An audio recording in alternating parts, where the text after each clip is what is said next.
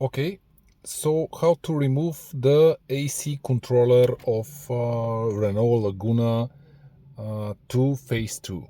The first thing is to open armrest and pull up this central console like that,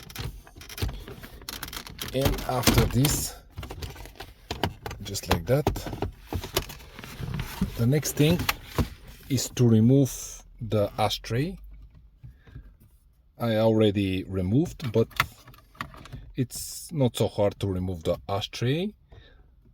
After the remove the ashtray, you have access to the bottom part of the AC climate control. We need to pull up the bottom side just like that,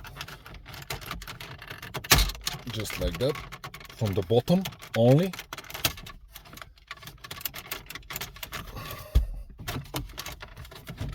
Only from the bottom side, just like that. And this is the AC control unit.